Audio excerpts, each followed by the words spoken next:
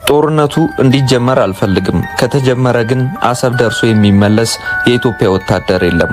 ይህን ያሉት የቀድሞ የኢትዮጵያ መከላከያ ሰራዊት ጠቅላይ ኤታማዦር ሹም ጄኔራል ሳሞራ የኑስ ናቸው። ጄኔራሉ ከሰሞኑ የአፍሪካ ቀንድ የውጥረት ምንጭ የሆነው የቀይ ባህር ጉዳይ ላይ ሰጥቶ የተባለው አስተያየት ከሩብ ክፍለ ዘመን በፊት ባልቋጩት የቤት ስራ ውስጥ ዳግም የመሳተፍ ፍላጎት እንዳላቸው ፍንጭ የሰጠ ሆኗል። የጠቅላይ ሚኒስተሩን የፓርላማ ንግግር ሁሉንም ሰምቻለሁ።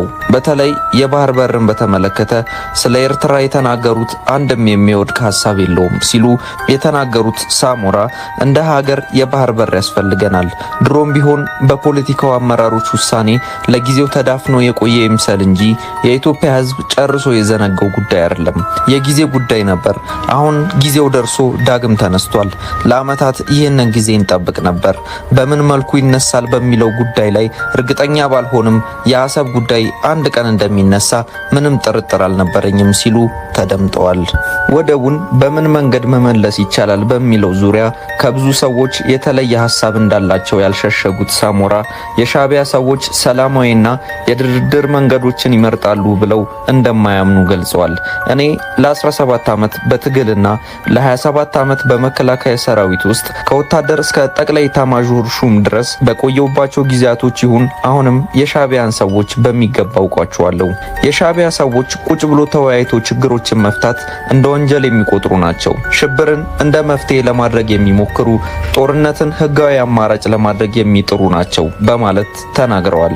ጦርነት ከተጀመረ ውጤቱ ምን እንደሆነ ይታወቃል ሲሉ በልበ ሙሉነት የተናገሩት የቀድሞ ኤታማዦር ሹም ጄኔራል ሳሞራ ሻዕቢያ አሁንም ያላወቀው አንድ ነገር አለ።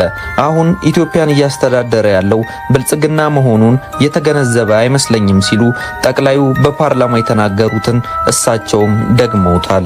ጄኔራሉ በአዋጊነት ስለተሳተፉበት ያኔው የኢትዮ ኤርትራ ጦርነት የታሪክ ሂደት አንስተው በቁጭት ይናገራሉ።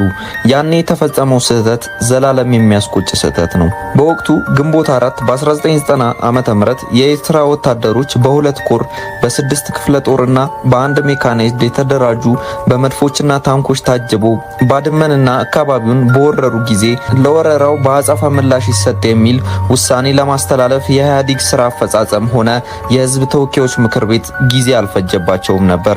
የኤርትራ መንግስት በበኩሉ በግዛቴ ውስጥ ነው ያለውት የወረርኩት መሬት የለም በማለት መሳለቁ ትዝ ይለኛል። ታዲያ ያኔ ኢትዮጵያ በቂ መከላከያ ስላልነበራት ከተለያዩ ህብረተሰብ የተወጣጡ ወጣቶችና የተባረሩ የደርግ ወታደሮች ተመልሰው በፍጥነት እንዲሰለጥኑ ተደርጎ ሲያበቃ የሻዕቢያን ወታደሮች የያዙትን ቦታ አስለቅቆ እያጠቃ ቡሬ